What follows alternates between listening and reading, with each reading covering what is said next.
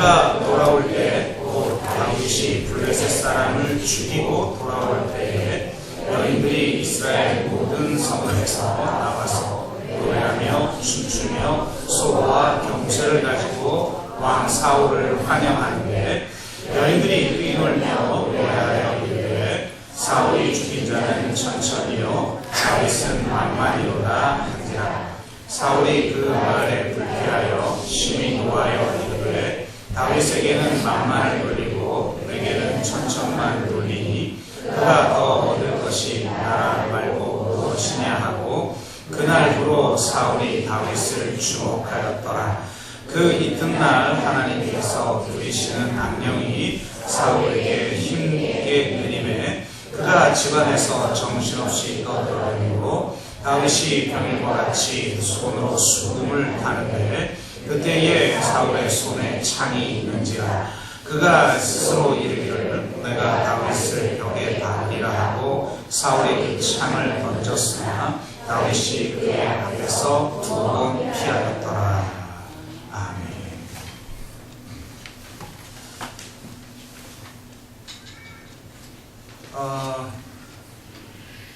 이 거대한 나무를 쓰러뜨리는 것은 강한 바람이 아니라 작은 벌레다 라는 말이 있습니다. 강한 바람에도 견디던 거목이 작은 벌레가 갉아먹어서 쓰러지는 경우가 종종 있기 때문에 나온 말인 것 같습니다. 강한 바람이라는 것은 외적 요인에 속한 것이고 작은 벌레라는 것은 내적 요인에 속하는 것이라고 할 수가 있을 것 같습니다.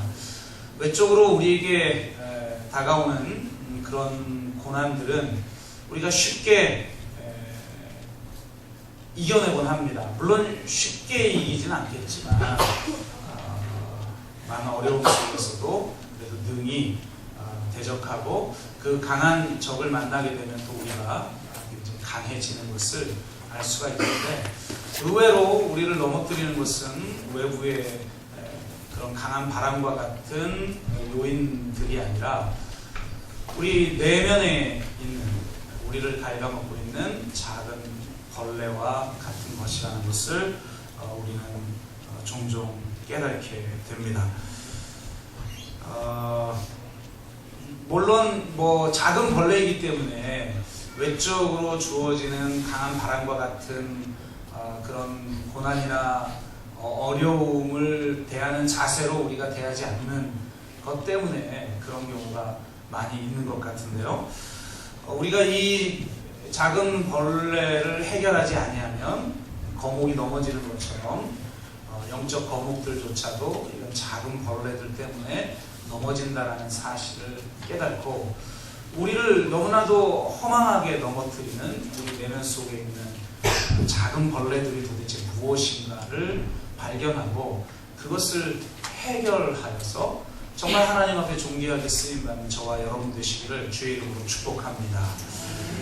사울이야말로 자신을 갉아먹는 내면의 작은 벌레를 해결하지 못하여서 참으로 참혹한 모습으로 인생의 막을 내리는 스스로 파멸의 길을 걷는 그런 모습을 우리들에게 보여주고 있습니다. 그래서 오늘 본문에 나타난 사울의 모습을 통하여서 우리는 그것을 반면교사 삼어 우리 안에 있는 벌레는 무엇인가를 돌아보고 성찰하고 그것을 잘 다루는 그래서 하나님 앞에 정말 존귀하게 쓰임받는 저와 여러분 되기를 주의 이름으로 축복합니다.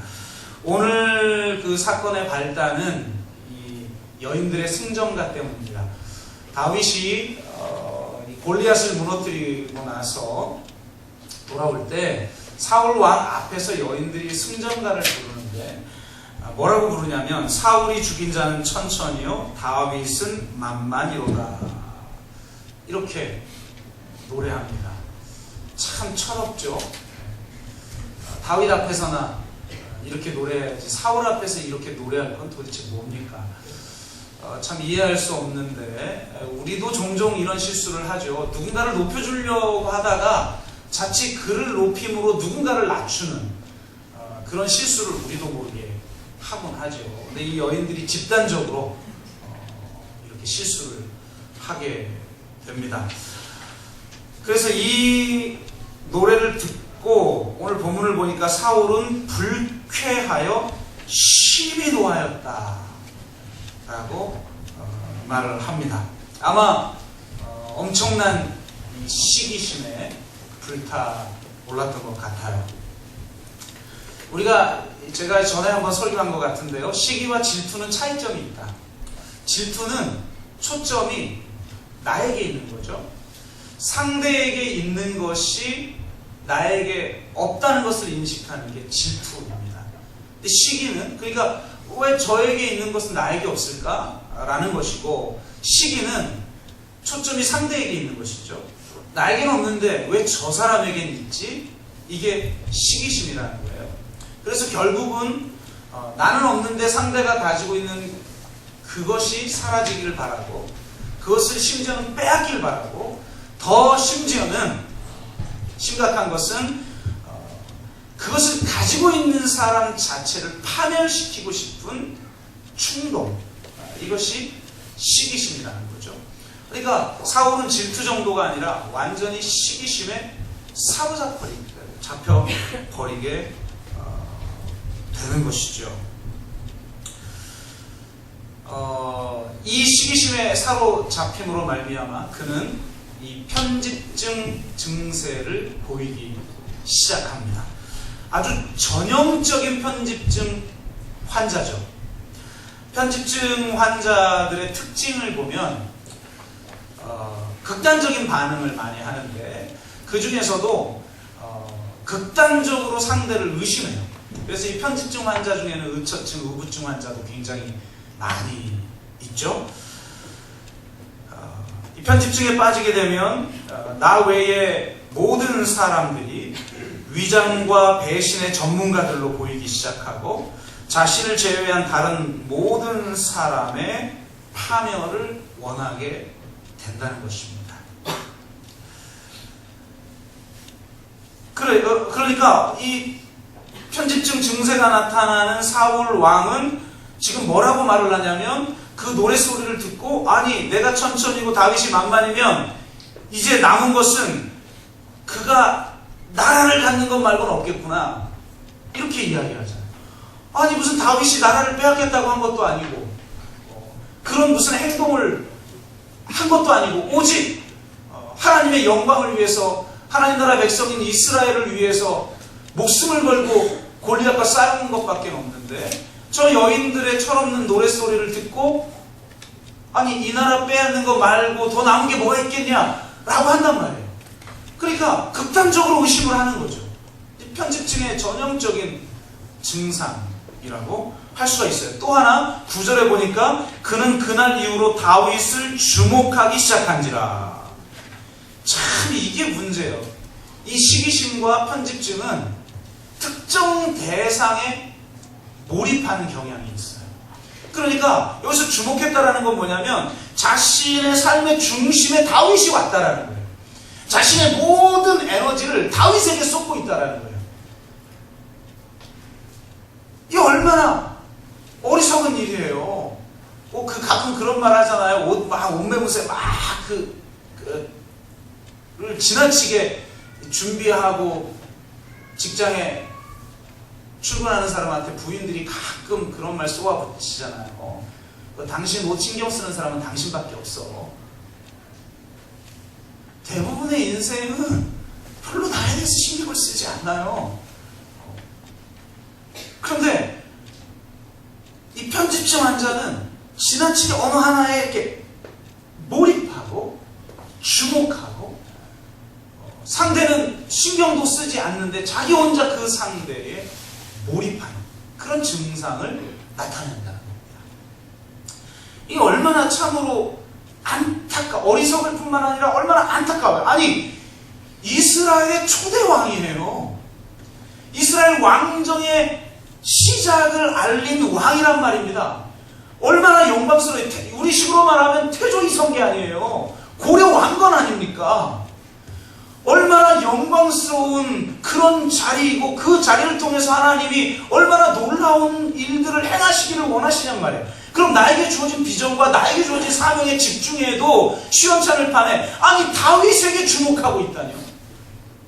다윗에게 모든 에너지를 다 쏟고 다윗이 자기 삶의 중심이 되다뇨. 우리 삶의 중심이 되어야 할 것은 우리의 비전이고 우리의 사명이고 하나님이 우리에게 주신 표대입니다.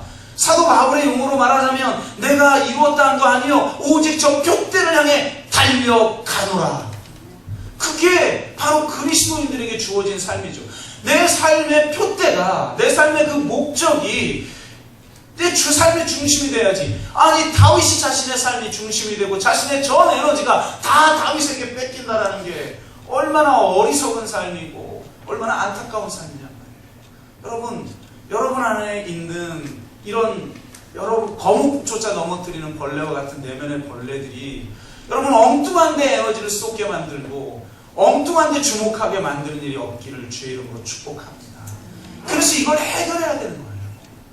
그러지 않으면 쓸데없이 비교하고 쓸데없이 상대에 주목하며 쓸데없는 곳에 자신의 에너지를 다 탕진하여서 정작 하나님의 사명을 감당하고 표대를 향해 나아갈 때는 이미 기진맥진하여 아무 성과를 내지 못하는 그런 어리석은 삶을 살지 않으시기를 바랍니다.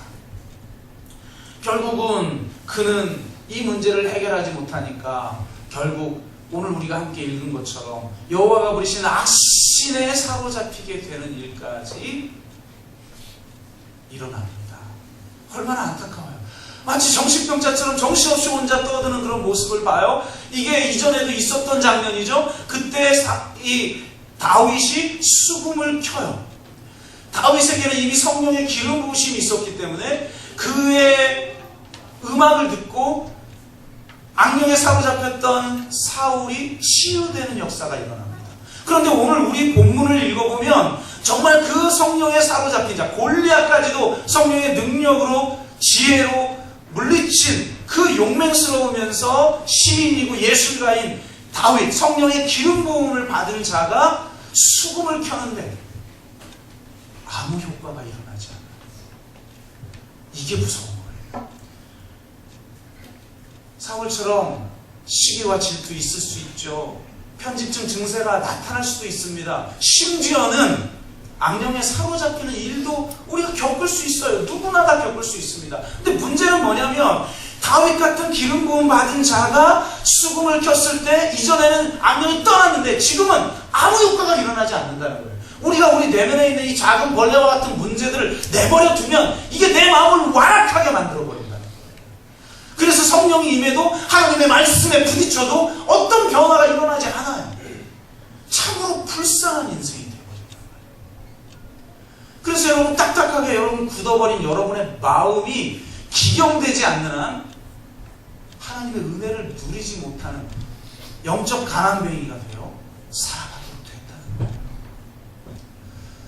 그럼 그래서 여러분의 내면을 계속 괴롭히는 자신 안에 이 벌레를 바라보지 못하고 결국은 상대를 바라보고 남 탓하고 환경 탓하다가 진짜 하나님이 예비하신 축복을 못 누리는 그런 일이 없기를 주의 이름으로 축복합니다. 도대체 왜 다윗이 이렇게 이 지경까지 이르렀는가? 그냥 결국 악령에 사로잡혀서 다윗을 죽이려고 하는 정도에서 끝나지 않고 심지어 나중에 자기 친자식까지 죽이려고 하는 것, 그런 폐륜적인 행위까지 일삼게 되는 완전한 파탄을 겪게 되는 이유가 도대체 뭘까? 첫 번째로 저는 사울 왕이 당시 유력자였던 사무엘의 추대와 이스라엘 백성 모두가 그를 환호하는 인간의 박수 소리에 감흥을 안고 왕이 된 인물이었기 때문이다라는 겁니다. 무슨 말이냐면 그는 인간적 높임, 인간적 인정, 인간적 환호에 중독된 사람이다 라는 거예요. 연예인들이 대표적으로 그렇죠. 여러분, 연예인들 참 보면 어쩔 때 불쌍하죠. 특히 여자 연예인들이 불쌍한 것 같아요. 남자 연예인은 그나마 조금 나이 먹고 중년이 돼도 나름 뭐 좀 멋있는 역할 계속 하잖아요. 정우성, 이병헌 뭐 저랑 비슷할걸요, 나이? 아닌가? 비슷한데 생김새는 영 딴판인데 그래도 멋있는 역할을 하잖아요. 근데 여자들은 나이 조금만 먹으면 완전 망가지는 거 아니면 살아남지를 못해. 왜? 더 싱싱한 젊은 후배, 이렇게 표현하면 후배들이 막 치고 올라오니까 안 되는 거예요. 이게 불쌍해. 그러니까 전에 그렇게 봤던 환호와 갈채가 사라져버려요. 그래서 어떤 사람들은 심각한 파탄을 맞이하고 정신병에 걸리기도 하고 우울증에 걸리기도 하고 심지어 자살까지 하잖아요. 바로 이런 심리인 것이죠. 인간적 환호에 사로잡힌 사람, 인간적 인정에 사로잡힌 삶을 살게 되면 결국 이렇게 내가 그렇게 되지 못할 때, 혹은 나보다 더 뛰어나서 나에게 쏟아졌던 인간적 환호와 인정이 다른 사람에게 쏟아질 때, 나보다 더 탁월한 사람을 만날 때, 치고 올라오는 사람을 만날 때, 그때 시기와 질투에 사로잡히고 편집증에 사로잡히고 자신이 무너지는 파멸의 길을 걷게 된다는 것입니다. 그런 사람들은 진정한 영적 지도자로 쓰임받기가 어려워요. 진정으로 영적 지도자로 우리가 쓰임받기를 원한다면 인간적 환호와 인간적 갈채와 그런 인정을 구하지 마시고, 심지어는 나에게 굴욕적인 사건이 있다 할지라도 그 굴욕을 견딜 줄 아는 영성을 가지시기를 주의 이름으로 축복합니다. 아무도 나를 주목하지 않을 때, 그냥 잊혀진 존재가 되어버릴 때, 아니 너무나 초라한 존재가 되어버릴 때, 누군가에게 굴욕을 당할 수밖에 없는 존재가 되어버릴 때조차도 인간적 환호와 갈채와 인정을 구하는 자가 아니라 오직 하나님의 인정과 그분의 환호만을 구할 줄 아는 영적 지도자가 되어야 된다. 이렇게 낮아지는 건 아무나 되는 게 아니에요. 실제로 굴욕을 겪어봐야 되는 거예요. 그래서 굴욕을 겪어본 사람만이 결국 진정한 지도자가 될 수 있다. 예전에 월간 조선에서 이회창 후보가 대선에서 떨어진 이유를 분석해놨는데 그 중에 하나가 뭐였냐면 이회창 후보는 너무 엘리트 코스만 밟았다는 거예요. 한마디로 말하면 굴욕을 겪어본 적이 없다는 거예요. 그래서 늘 굴욕 속에서 살아가는 서민들의 정서, 서민들의 아픔을 이해할 수 없기 때문에 서민들이 공감할 수 없었던 사람이었다는 거예요. 서민이 공감하지를 못하는데 어떻게 대통령이 될 수가 있습니까? 그래서 패배했다. 이렇게 분석을 해놨단 말이죠. 상당히 저는 설득력이 있다고 생각을 합니다. 정말 여러분, 인간적 환호와 갈채와 인정만을 추구하는 자가 아니라 주님의 영광을 위해서 내가 굴욕의 길까지 걸어갈 줄 아는, 십자가의 길까지 걸어갈 줄 아는 그런 영적 지도자가 되시기를 주의 이름으로 축원합니다.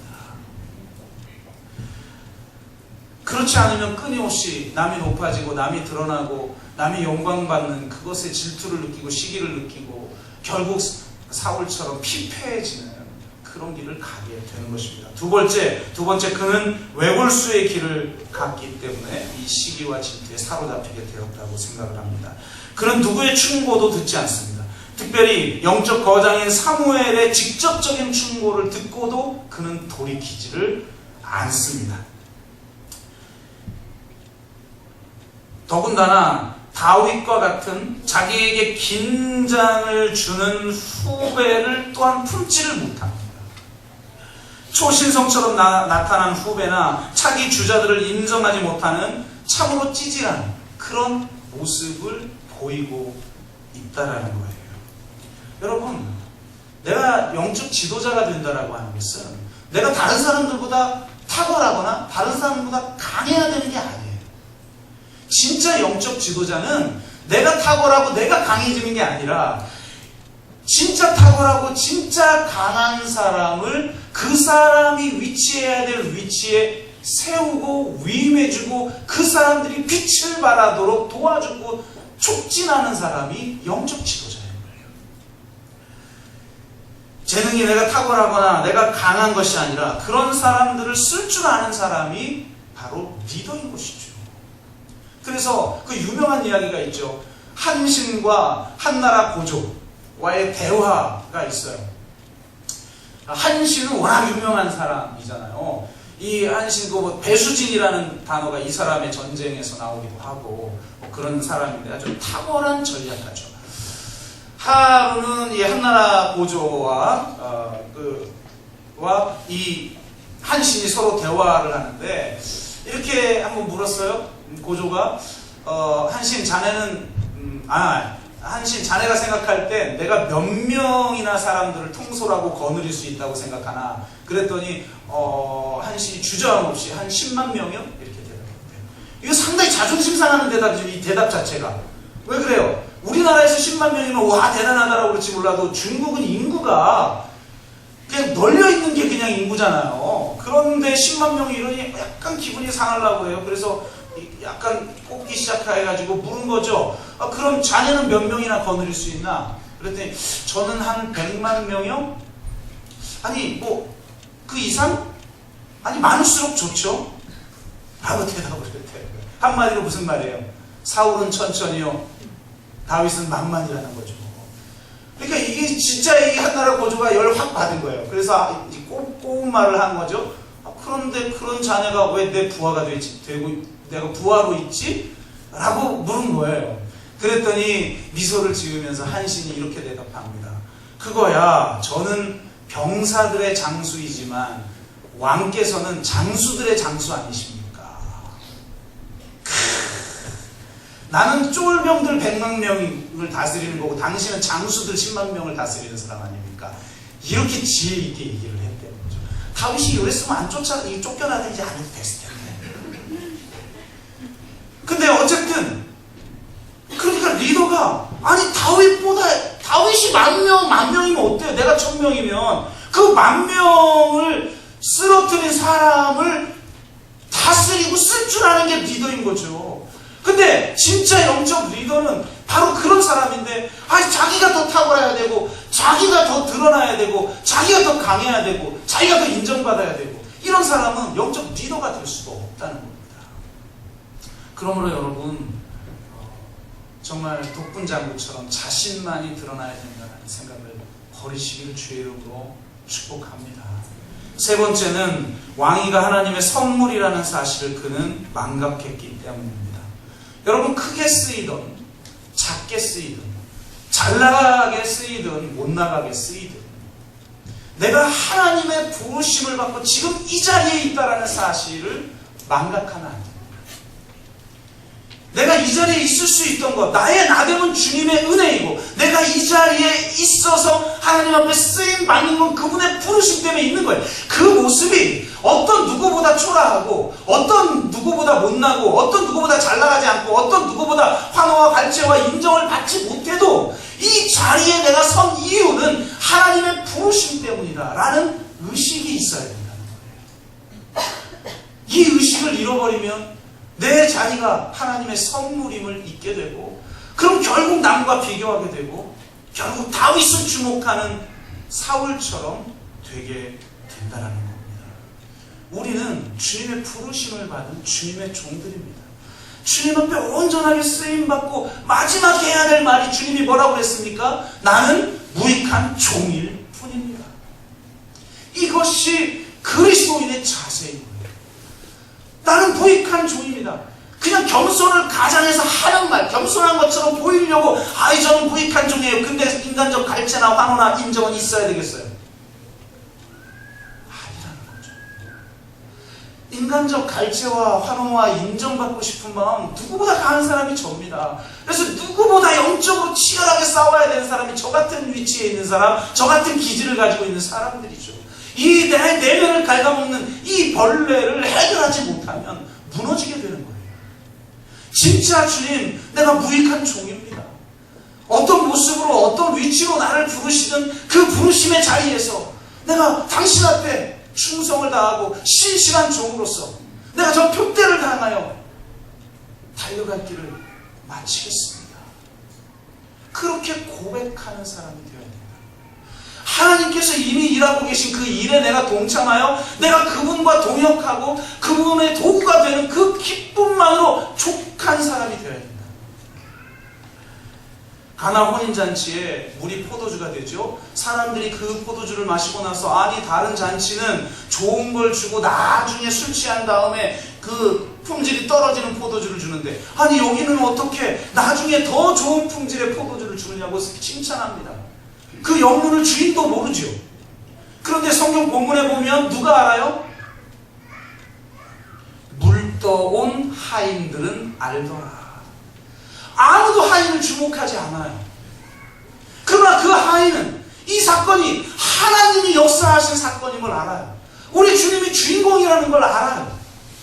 주님이 주목받고 주님 하나님의 영광이 드러나는 그것으로 족한 주님의 동역자가 되는 기쁨, 주님의 도구로 쓰임받은 그 기쁨으로 족한 거죠. 자신을 주목하지 않아도, 자신을 인정해주지 않아도 하나님이 나를 이곳으로 부르셔서 이 자리에 부르셔서 나를 사용하고 계신다라고 하는 이 사실 자체만으로 만족할 수 있는 사람이 바로 영적인 리더인 것입니다. 그렇게 되지 않으면 끊임없이 비교하며 더 잘나 보이는 다윗을 주목하며 헛된 내 에너지를 다 쏟고 파멸의 길을 걸을 수밖에 없다는 것입니다. 저와 여러분이 오직 주님의 은혜와 주님의 부르심으로 지금 이 자리에 있는 줄로 믿습니다. 또한 더 큰 부르심을 부른다면 지금 이 자리를 하나님이 과정으로 사용하셔서 디딤돌로 사용하셔서 반드시 그분이 친히 이루신다라는 걸 믿으시길 바랍니다. 그래야만 우리를 넘어뜨리는 이 작은 벌레에 넘어져 쓰러지는 일이 없을 줄로 믿습니다. 마지막으로 가장 중요한 이유에 대해서 말씀을 드리기를 원합니다.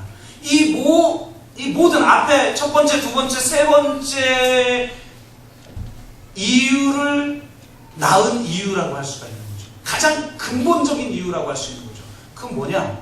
결국은 사울은 자기 자신을 사랑하지 못했어요. 자기 자신을 온전히 사랑하지 못했고 자기 자신을 온전히 수용하지 못했어요. 그래서 결국은 가인 컴플렉스에 사로잡히게 된 거죠. 여러분 가인 보세요. 똑같이 동생하고 제사를 드렸는데 동생 재물은 하나님이 받고 자기 재물은 받지 않았어요. 그럼 어떻게 해야 됩니까? 왜 내 재물은 받지 않았을까? 자기를 돌아보고 자기를 성찰하는 시간을 가져야죠. 그런데 하나님을 원망하고 이 원수 같은 아벨은 어떤 편법을 써서 도대체 저렇게 인정을 받았을까? 시기하고 질투하다가 결국 친동생까지 죽여버리잖아요. 이 가인 컴플렉스가 우리 모두에게 있단 말이에요. 자신의 재물이 받아지지 않는 사건이 있었다면 그것을 자신의 성찰의 기회로 삼는 사람이 성숙하고 성장하는 사람입니다. 성찰과 탐색의 삶을 살아갈 때만 우리에게 성장이 있고 새로운 기회가 존재하게 되는 거죠. 과연 누가 자기를 성찰할 수 있는가? 그것은 자기를 진정으로 사랑하는 사람, 자기 자신을 진정으로 사랑하는 사람만이 자신 안에 있는 찌질함, 자신 안에 있는 약점, 자신 안에 있는 단점을 직면합니다. 그 단점과 약점이 얼마나 치명적인 문제를, 자신 안에 있는 그 찌질함이 얼마나 치명적인 문제를 만들어내는지를 변명하고 합리화하는 것이 아니라 있는 그대로 인정하고 그것을 나로서 수용하고 그런 것이 있는 나 자신을 있는 그대로 사랑하는, 그럴 때 자신의 가치를 깨닫고 자신의 가치를 실현하기 위해 자기 자신을 성찰하며 부단히 성숙해가고 성장해 가도록 자기 삶을 몰아가게 된다는 거죠. 자신을 사랑하고 자신의 가치를 깨달은 사람은 자신의 약점과 단점을 직면하는 것을 두려워하지 않습니다. 진짜 영적 리더들에게, 영적인 사람들에게 필요한 게 뭐냐? 자기를 객관화하는 능력과 자기를 수용하는 능력. 자기를 객관화하고 자기를 온전하게 수용할 때 그것을 온전하게 사람들에게 고백하고 인정할 수 있는 진정한 용기를 가진 자가 되는 거예요. 많은 사람들은 자신의 지질함과 약점과 단점이 드러날 때 나에게 큰 상실이 있을 것에 대한 두려움 때문에 자신을 온전히 드러내지 못해요. 끊임없이 자신을 변명하고 합리화하고 타인을 공격하고 희생양을 만들어내는 일에 자신의 에너지를 다 쓴단 말입니다. 진정으로 자신을 사랑할 때 자신의 찌질함과 자신의 약점과 자신의 단점마저도 온전히 수용하고 자신 안에 통합하게 돼요. 그럴 때 놀라운 것은 약점이라고 생각하고 찌질함이라고 생각했던 그것조차도 하나님이 놀라운 일을 행하시는데 사용한다는 겁니다. 제가 이 설교 준비를 위해서 이번 주에 그 찌질한 위인전이라는 책을 좀 읽었어요. 제목이 참 좋죠? 위인전을 읽으면 왜 위인전들이 이렇게 위대한 거예요? 도저히 따라갈 수가 없어. 그래서 그 위인전 읽고 도전받는 위대한 사람 빼고는 전부 컴플렉스만 느끼고 그 뱁새가 황새 쫓아가려다가 맨날 좌절하고 절망과 자기 비하와 죄책감 빠지게 하는 게 위인전이잖아요. 그러니까 참 이런 위인전은 좀 위험하다. 이 현실적으로 돌고 있는 위인전들은 좀 저희가 볼 때 위험하다고 생각해요. 왜 성경을 많이 읽혀야 되느냐? 성경은 위대한 인물처럼 보이는 인간들의 찌질함을 그대로 드러내요. 모세의 찌질함, 다윗의 찌질함 그대로 드러내잖아요. 이 책의 주제는요, 제가 이 책을 선택한 이유는 사울 같은 사람들이라는 거예요. 대부분의 우리가 위대하게 보는 위인들은 그 내면 안에 다 찌질함이 있다는 거예요. 그러니까 이건 첫 번째로 주는 교훈은 뭐냐? 그들은 우리와 다르기 때문에 다른 삶을 사는 게 아니라는 거예요. 그들도 우리와 똑같은 성정이고 똑같은 찌질함을 가진 존재라는 걸 이 책이 보여주는 거예요. 또 하나 이 책이 우리들에게 주는 교훈은 뭐냐? 놀라운 것은 그들을 위임되게 한 것도 이 찌질함에 있다는 거예요.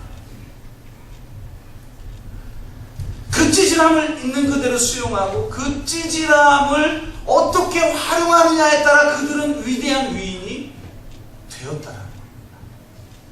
그래서 제가 이 책을 읽고 또 명문장들이 좀 있어서 설교 준비를 하기 위해서 읽다가 어제 어느 모임에 좀 갖다 놓고 있어요.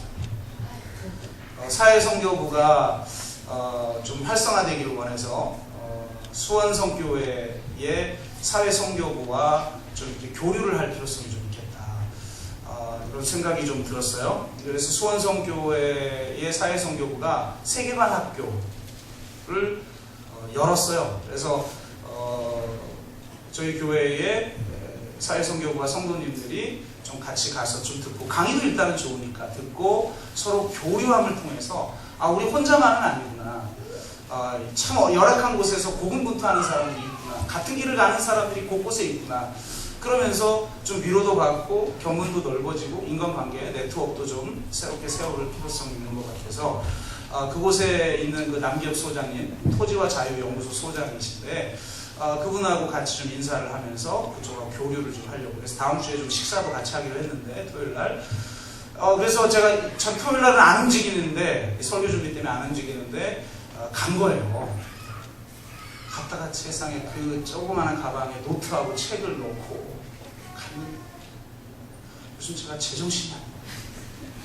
그대로 놓고 왔어요. 이게 전염병인 것 같기도 하고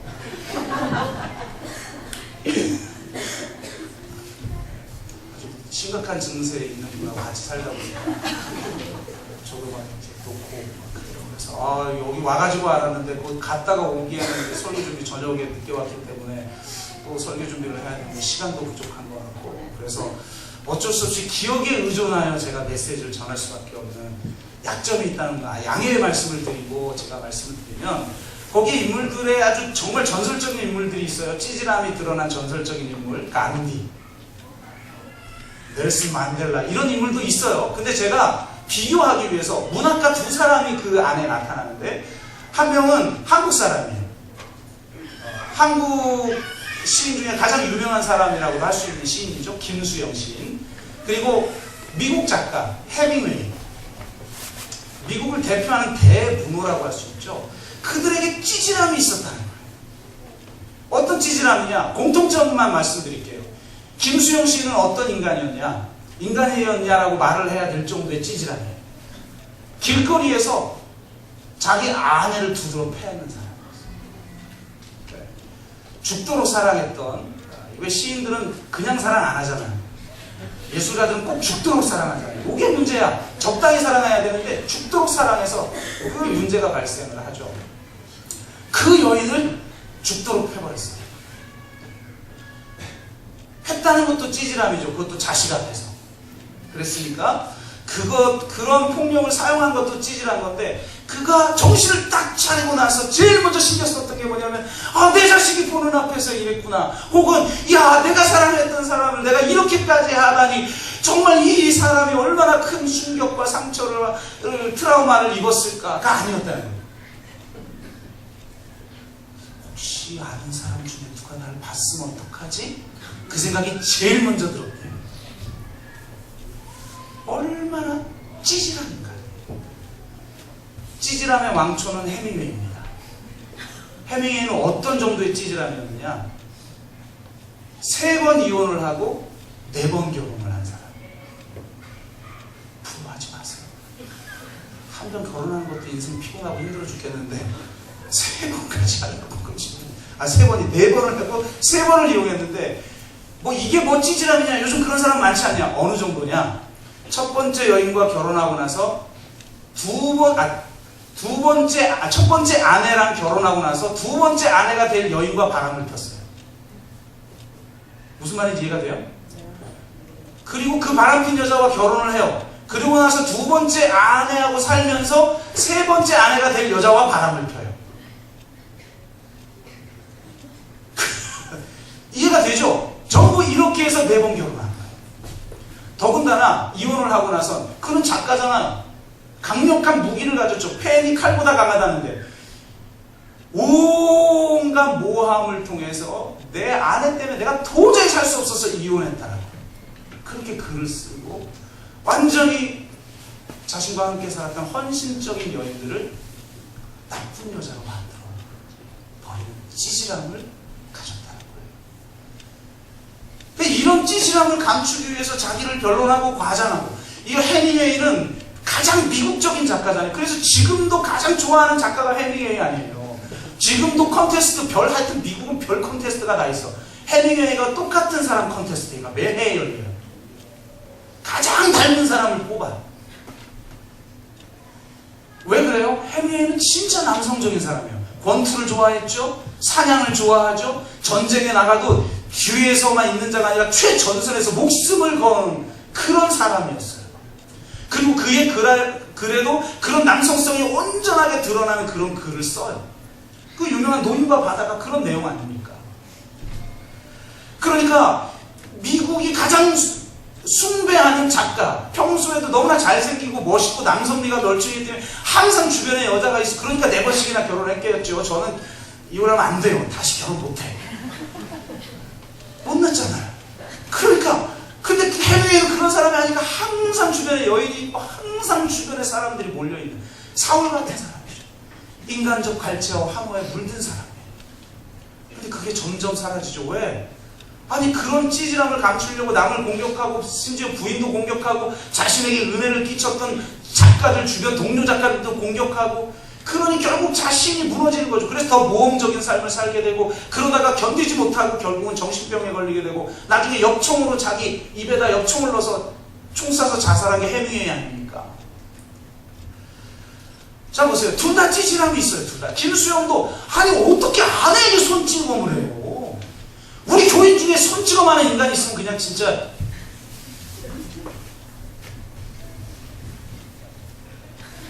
알아서 들으세요. 진짜 그런 찌질함이 김수영이 있었는데, 지금 김수영 그러면 그런 찌질한 사람으로 기억납니까?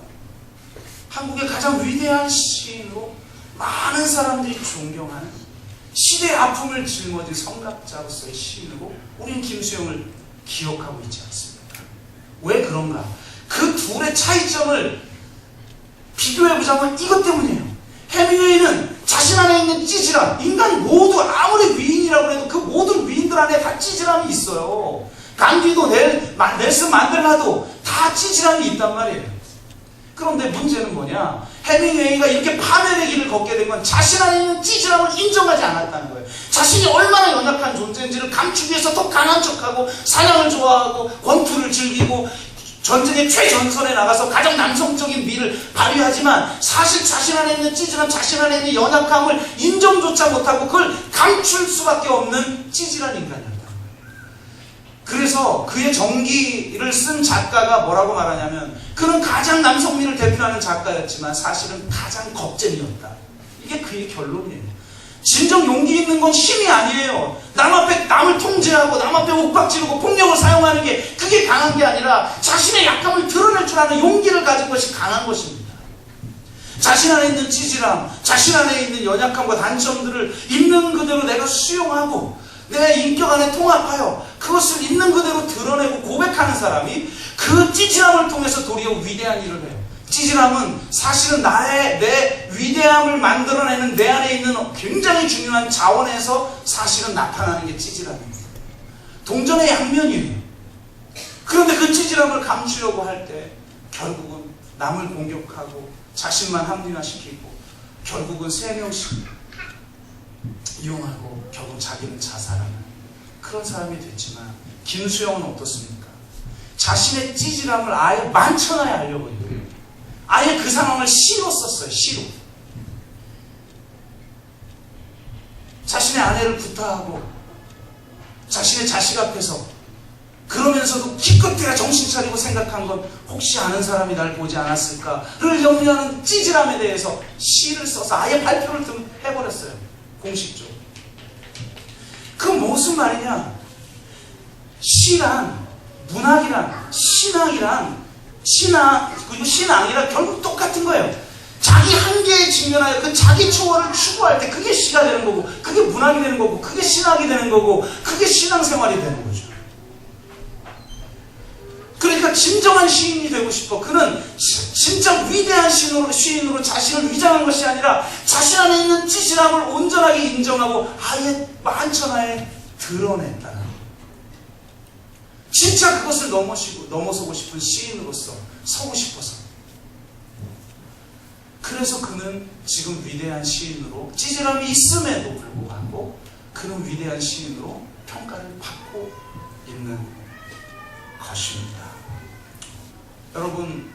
여러분 안에 있는 찌질함과 여러분 안에 있는 약점과 단점을 보시고 그것을 감추기 위해서 자기를 합리화하고 남을 공격하고 또 시기와 질투 속에 사로잡혀 남을 지적하고 남의 문제점을 들추어내고 희생양을 만들어내고 심지어는 자기의 그 죄책감과 자신의 그 자격지심과 자기의 실패심을 감추기 위해서 에너지를 다 쏟고 있지는 않습니까?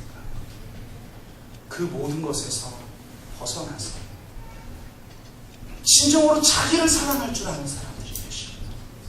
그 어떤 찌질함에도 불구하고 내가 사랑스러운 존재이고 존귀한 존재이고 소중한 존재인지를 알아야 그 모든 것들에서 벗어나서 자기에게 주목하거나 자기를 드러내고 싶지 않고 오직 하나님의 영광을 위해서 살 수 있는 이유는 바로 우리가 얼마나 사랑스럽고 존귀한 존재인지를 알 때 가능하다.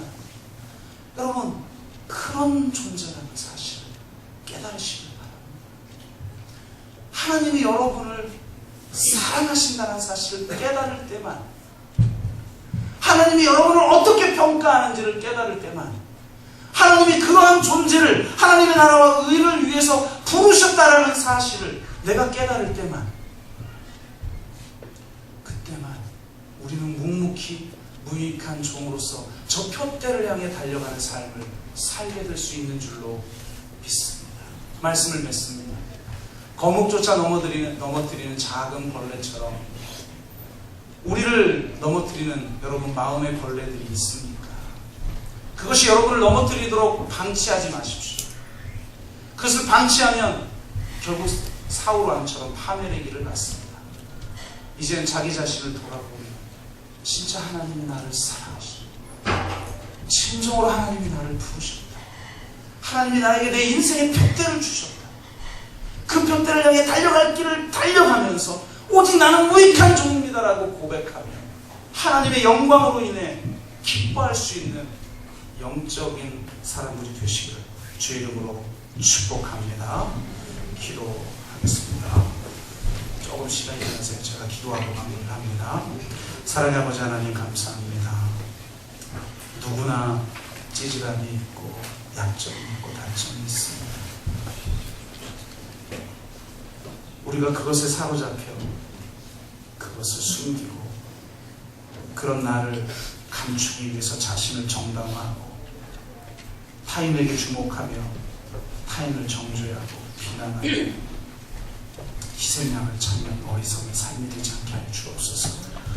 헛된 대상을 향해 내 에너지를 쏟는 자가 되지 않게 하여 주시고 그의 나라와 그 의를 위하여 나에게 주신 그 벽대를 향해 달려가는 삶을 살게 하시며 나는 무익한 종입니다 라고 고백할 뿐 오직 하나님의 영광을 위해 살아가는 충성된 종들이 되게 하여 주옵소서. 감사드리며 예수 그리스도의 이름으로 기도합니다.